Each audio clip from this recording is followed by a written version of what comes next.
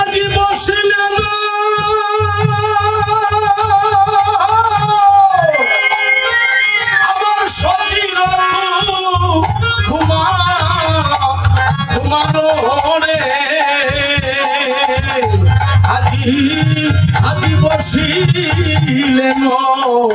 আমার সচি কুমা আরো রে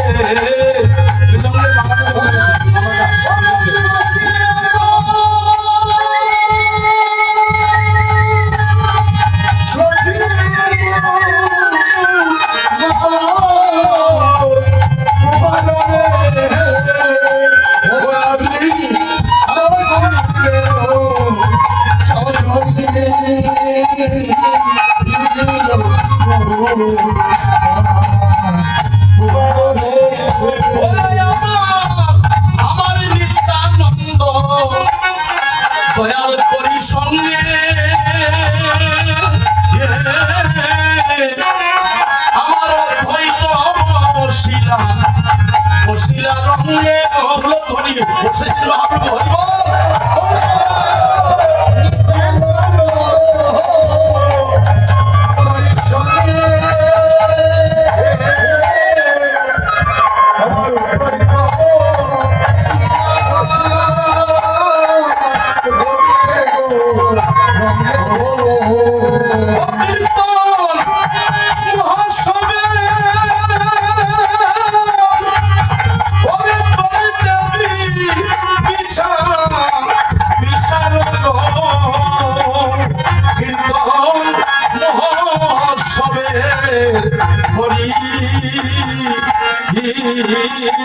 দেবী আরো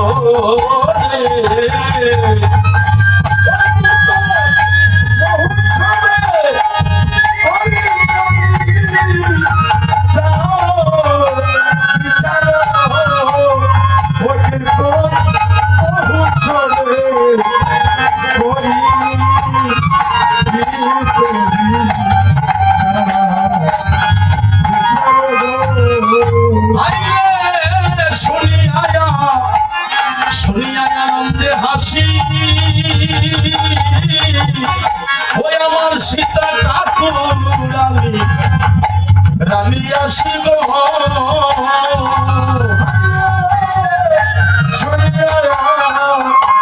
আনন্দে হাসি সীতা ঠাকুর আসিল। আমার দিকে একটু তাকান কষ্ট করে। যেদিন এই কীর্তনের বিচার হয় সেদিন কয়জন নারী আর কয়জন পুরুষ ছিল জানা আছে তো আপনাদের? জানা আছে নাকি? যেদিন কীর্তনের বিচারটা হয় কলিজীবকে দান করবেন হরিনাম। মহাপ্রভু বলছে কোন কালে কোন যুগে এই বিশ্ব ব্রহ্মাণ্ডে যা প্রকাশ ছিল না আমি কলিহত জীবকে তাই দান করে দেব। গৌর হরিবল। বিচার করতে বসছেন কারা কারা? 3 জন পুরুষ আর 1 জন নারী। এই নারী কে ছিল? এই জন্য নারী পুরুষ এক আসনে বসে কীর্তন শোনার অধিকার দিয়েছে। যেদিন কীর্তনের বিচার হয় সেদিন একজন নারী সেই বিচারক ছিলেন, উপস্থিত ছিলেন। সেই নারী হচ্ছে সেই জন আর কেউ নয়, আমার দাপর যুগের যুগমায়া দেবী কলিতে আমার সীতা ঠাকুরানী অদ্বৈত প্রভুর গৃহিণী। এসে থেকে 3 জন প্রভু বসছে, অদ্বৈত আর গৌরনীতাই 3 প্রভু একঠাই বসার পরে সীতা ঠাকুরানী রন্ধনশালায় ছিলেন। তিনি হাসতে হাসতে আসছে, কেন এত সুন্দর আমার অঙ্গনে কথা বলতেছে? কথা বলো না মা, বাবা কথা বলো না। আমার অঙ্গনে কে কথা বলছে? এসে দেখে বা যাকে কত সাধনা করিয়া যে চরণ পায় না মানুষ, কত সাধক সাধিকা, কত গন্ধর্ব কিন্নর কোটি জন্ম আরাধনা করে যে চরণ পায় না, সেই গৌরীতাই আমার অঙ্গনে আসিয়া আমার পাপির প্রাণে শীতল করে দিয়েছে। সীতা ঠাকুরানী প্রণাম করে বলছে, প্রভু গো তুমি কৃপা করে যখন আসছো আমার জন্য আমি কিছু চাই না প্রভু, আমায় বলো বলো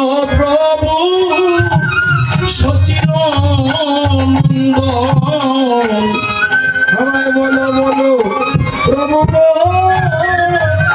সচির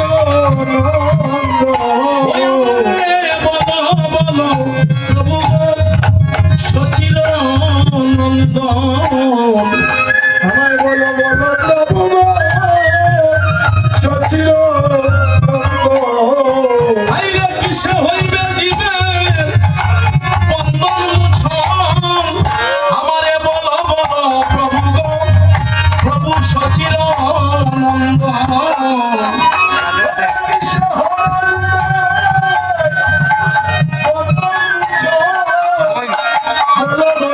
বলো সচির নন্দ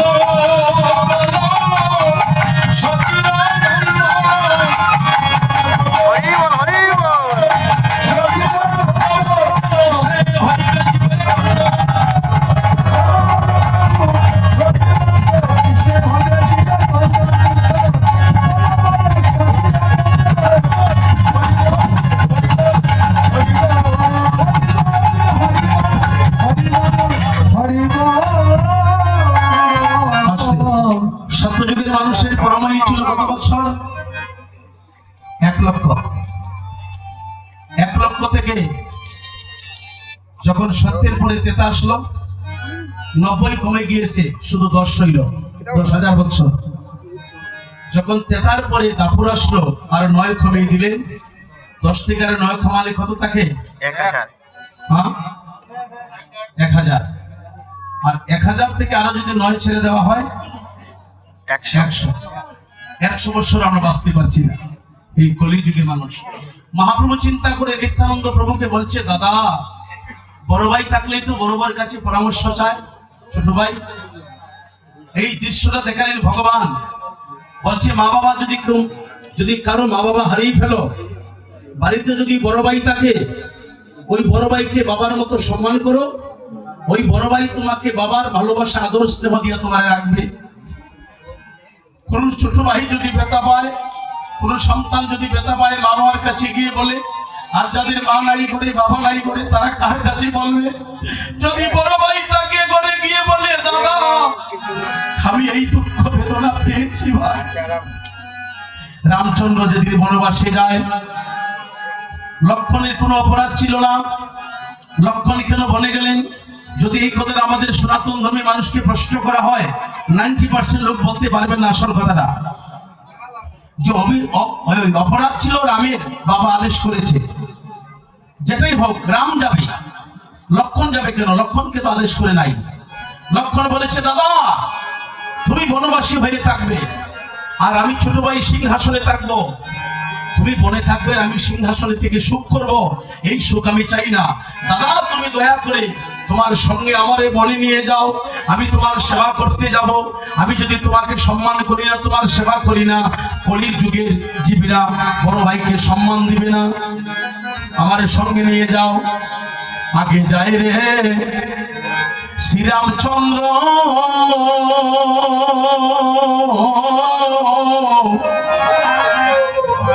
মধ্যে সীতা যায়। আগে যায় রে শ্রীরামচন্দ্র, মধ্যে সীতা যায়। পিছন থেকে লক্ষণ ভাই নয়ন জলে বুক ভাষায়। যেদিন শ্রীরামচন্দ্র বনবাসে যায়, খন্দনেরই রুল পড়িল স্বর্ণপুরী অযোধ্যায়। যেদিন শ্রীরামচন্দ্র বনবাসে যায়, লক্ষণ প্রভু ডাক দিয়ে বলছে, দাদা আমার সঙ্গ ছাড়া করিও না, তোমার সেবা করিতে আমার চরণে দাস হিসাবে নিয়ে যাও, আমি সিংহাসনে থেকে সুখ পাবো না। তাহলে ভগবান যদি এই শিক্ষা দিয়ে থাকে, আমার মনে এটি প্রশ্ন লাগে, বর্তমান কলির যুগে ভাই ভাইয়ের মাথায় বাড়িতে সাধারণ সম্পত্তির কারণে না, ভুল বলছি? এটা পরিবর্তন হলো না কেন? সীতা দেবী বনবাসে গিয়েছে 14 বছরের জন্য। সীতার তো কোনো অপরাধ ছিল না, তিনি বনে গেলেন কেন? তিনি তো রাজার মেয়ে, কেন বনে গেলেন? সীতা বলছে, আমি যদি বনবাসী আমার স্বামীর সুখে না হই, আমার স্বামীকে যদি সম্মান করি না, তাহলে কলিযুগের নারীরা স্বামীকে সম্মান করবে না। কিন্তু সীতা এই দৃশ্যটা, এই শিক্ষাটাই দিলেন। স্বামী সেবা করতে তিনি বনে গেলেন। শাস্ত্রে বলেছে সতী কারো গায়ে লেখা থাকে না, আর সতী নারীর পতি কখনো আগে মরে না, সতী নারীর পতি আগে হাঁটতে দেয় না। সতী কারা? আপনারা আবার কষ্ট পাবেন না যদি কেউ স্বামী হারিয়ে থাকেন, আমি এই জন্য বলছি না, এটা শাস্ত্রে বলেছে। সতী নারী বলছে, আমার স্বামী তো 2 জন, আমি শঙ্খ সিঁদুর নিয়ে যেন আমি আমার জগৎ স্বামীর কাছে যেতে পারি। সতী সেই জন যেজন পতি পূজা বিনে কিছু নাহি জানে, পতি পদে সদাই মতি, পতির সেবা করে যেই জনা, সেই তো পরমা সতী। যে নারী স্বামীর চরণ সেবা ঠিকভাবে করতে পারে, বলছে তোমার জন্য আমি স্বর্গের দরজা খুলে রাখবো, তুমি চিন্তা করো না। সীতা এই জন্য গিয়েছে বলে, প্রভু তোমার অপরাধ আমি বলে যাচ্ছি না, আমি বনবাসী হচ্ছে, আমি দক্ষিণী নারী সীতা, এটা আমার কপালে লিখন ছিল। কারণ আমি বনে না গেলে আমার স্বামী বনে থাকবে আর আমি সিংহাসনে থাকবো, এটা তো কোনো ধর্ম হইতে পারে না। এই জন্য সীতা গিয়েছিলেন। তাই আজ 3 প্রভু একত্রিত হয়ে সেই সীতা ঠাকুরানী অধিকার দিয়েছে যে নারী পুরুষ এক আসনে বসে কীর্তন শুনবে, নারীকে বঞ্চিত করা যাবে না। তাই 3 প্রভু একত্রিত হয়ে হরিনাম যজ্ঞের বিধান দিয়েছে নিত্যানন্দ প্রভুর কাছে। দাদা বলো তো কি করতে পারি? বলছে তুমি যা বলবে তাই জীবের মঙ্গল হবে। মহাপ্রভু বলছে তাহলে আমি আদেশ করলাম, এক দিবাই এক নিশি, এক দিবাই এক নিশি, আদেশ শিলা গৌর শশী, এক দিবাই এক নিশি, সর্বযজ্ঞ হইতে হরি নাম যজ্ঞ শাল।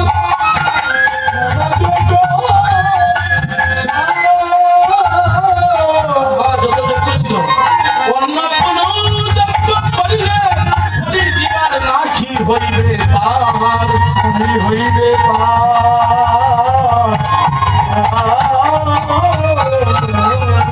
বলছে আমি আদেশ করিলাম, সর্বযজ্ঞ হইতে হরির নাম যজ্ঞ সার, অন্য যজ্ঞ করিলে কলির জীব নাহি হইবে পার। সীতা ঠাকুরানী বলছে, প্রভু এটা তো জীবনে দেখি নাই, শুনিও নাই, করিও নাই, কিভাবে করতে হবে? বলছে আমি সব বলে দেব, তবে যজ্ঞের আয়োজন করতে হলে আমার প্রথম যে আদেশ, মহাপ্রভু বলছে এই যজ্ঞ পূর্ণ করতে হলে প্রথম লাগবে বৈষ্ণব, বৈষ্ণব ছাড়া হবে না। বলছে বৈষ্ণব কারা? সীতা ঠাকুরানী বলছে, বৈষ্ণব চিনিতে নারে দেবেরও শকতি, দেবকুলে জন্ম নিয়ে বৈষ্ণব চিনতে পারে না, তাহলে এই হরিনাম যজ্ঞ যদি বৈষ্ণব ছাড়া হয় না, আমি বৈষ্ণব কিভাবে চিনবো? কারা বৈষ্ণব? বলছে শোনো, বৈষ্ণবের লক্ষণ আমি বলে দেই, যার পাশে দিয়ে হেঁটে গেলে হৃদয় থেকে আসে কৃষ্ণ নাম, সেই সে জানিবে কলির যুগে বৈষ্ণব প্রধান। আরো বৈষ্ণবের লক্ষণ বলে দেই, সত্যবাদী জিতেন্দ্রই হইবে খোঁজেই, না থাকুক তার ক্রিয়া কর্ম হরিতুল্য সেই, হাতে খাম মুখে নাম সত্য কথা কহিবে, পরসতী পরপতি কবু না পশিবে, তুমি না ডাকিলে হরি তোমার ডাকিবে, পর নিন্দা পর চর্চা যদি কবু না করিবে। আস্তে বৈষ্ণবের লক্ষণ হলো সত্যবাদী যারা জিতেন্দ্রই। এখন কত বৈষ্ণবের সাথে দেখছি মাইজি আছে না, ভুল বলছি? কথাটা না বললে সংশোধন হবে না। বলছে তুমি নারী নিয়ে বৈরাগী যারা আখড়া থেকে বৈরাগী যারা আমি দেখবেন মাইজি আছে সাথে, এটা সিরুপ সনাতন আদেশ করেছে যে রাখা যাবে। মহাপ্রভু নিষেধ করেছে প্রথম যে তোমরা যারা বৈরাগী হইবাই, তোমরা নিজেই তো নারী সাজবাই কর্তা, তোমরা নারী সাইজা তোমরা আরেকজন নারীর সাথে রেখো না, এটা নিষেধ করলাম, অপরাধ হবে। হচ্ছে কেন? উপাসনা মন্ত্র নিলে বৈষ্ণবীকে সঙ্গে রাখতে হয়, নবদ্বীপে হয় না যত বৈরাগীর মত আশ্রয়। বলছে বৈষ্ণবীর কোনো প্রয়োজন নাই, তোমরা নিজেই তো ঢুলকবির নারায়ণ পরে নারী সাজলায়, তার জন্য নারী কেন সাথে থাকবে? হ্যাঁ, ভিক্ষা করবা? হ্যাঁ, কয় বাবা এই আমি তো যদি বড় হয়ে যাই বেগুন বড়টা করে করবো। এমন বৈষ্ণব আছে আমি দেখছি, নাম করার দরকার নাই, ভগমাই দিয়ে বড় আন্না ছতি কইরা সব লাল দাও খালি লবণটা দিও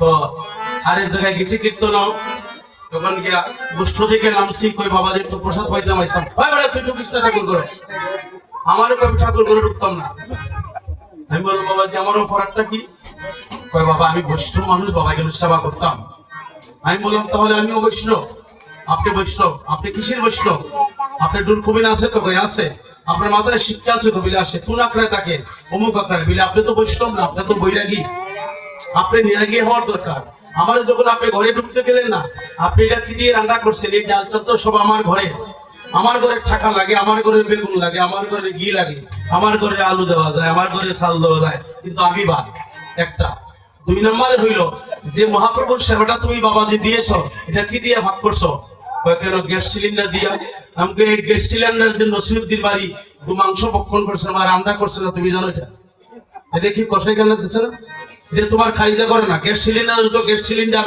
যারা সাপ্লাই দেয় এটা সিলেট থেকে সুনামগঞ্জ থেকে হবিগঞ্জ রাউন্ড দেয় তুমি যে গ্যাস সিলিন্ডার ঘরে ঢুকাইয়া ঠাকুর ঘরে ঢুকাইয়া তো মহাপ্রভুর ভোগ রান্না করছো এই গ্যাস সিলিন্ডারটা আরেকদিন আরেকজনের ঘরে ছিল এটা যে আমিষ রাঁধছে না যেটা শুধু নিরামিষ রাঁধে এটা তো এভাবে রেজিস্ট্রি করে না এটা তো তার ঘরে গেছে তো এইটা তুমি ঢুকাইলা এটা কি পবিত্র কই বাবা এটা শুদ্ধ বলিছে আমি কিভাবে শুদ্ধ করছো ওইটা কয় মন্ত্র গঙ্গে চু যমুনা চুব গোদাবরী সরস্বতী নর্মদে সিন্ধু কাবেরী তাই আমি যখন মন্ত্র দিয়া হয় সিলিন্ডার শুদ্ধ হয়েছে আমি তো সিলিন্ডার যদি মন্ত্র শুদ্ধই যায় তা আমার শুদ্ধ করতে না করে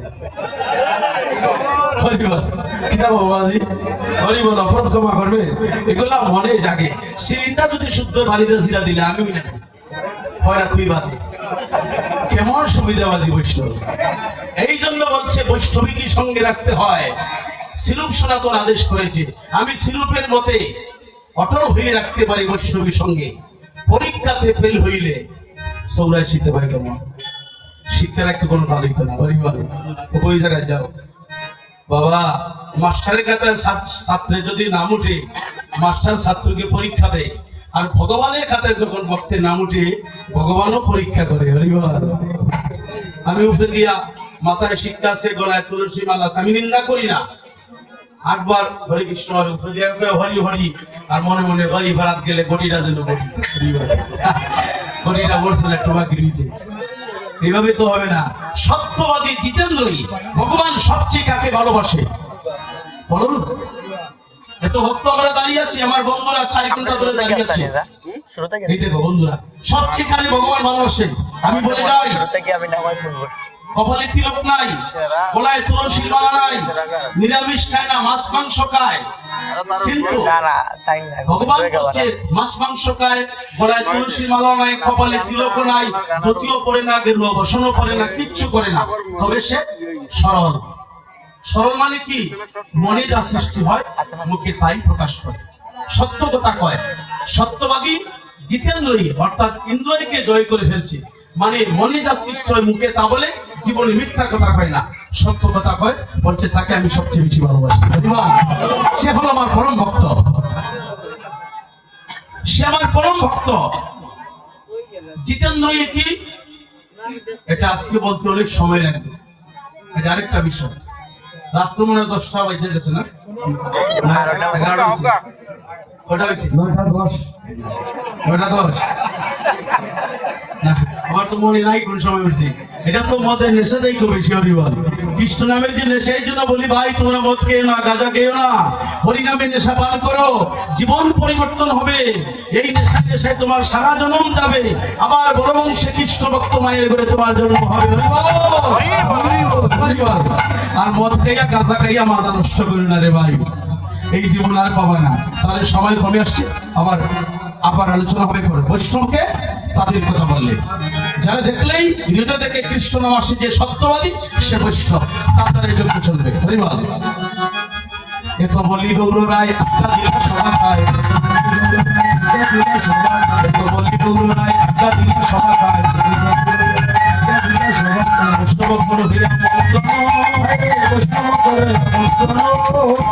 আদেশ করেছে অবৈষ্ণবে হবে না বৈষ্ণব আমন্ত্রণ করতে যাও আমন্ত্রণ কি আমন্ত্রণ হলো সাক্ষাতে পান দিয়ে যেটা করা হয় সেটা নাম আমন্ত্রণ উপরে স্কুলে যাও আমন্ত্রণ করো বৈষ্ণবকে। এই বলে মহাপ্রভু আদেশ করেছে। নিত্যানন্দ প্রভু বলছে, প্রভু আমি বৈষ্ণব নিমন্ত্রণ করতে যাবো। আয় আরেকটা আলোচনা বাকি রয়েছে। কলা গাছের বড়ি আছে তো, জোর আছে তো? ধন্যবাদ। এটা জীবিত অবস্থা রাখতে হবে, এটাকে বলি দেওয়া যাবে না। বলি যাদেরকে দেওয়া এটা বলি চলবে, কিন্তু ওদেরকে চলবে না। গলায় ফুলের মালা আছে, আপনারা ভক্ত মানুষ দিয়েছে। আর পণ করি কলা তাকে বাদ ফুলো মালা, রূপন করি কলা তাহে বাঁধো ফুলমালা, মন্ডলী কৌতুক হলে কীর্তন মণ্ডল কৌতূহলে, বলি গৌরায় আজ্ঞা দিলা সবাই, কমলিত রায় আজ্ঞা দিলা সবাকার, বৈষ্ণব করো হে আমন্ত্রণ।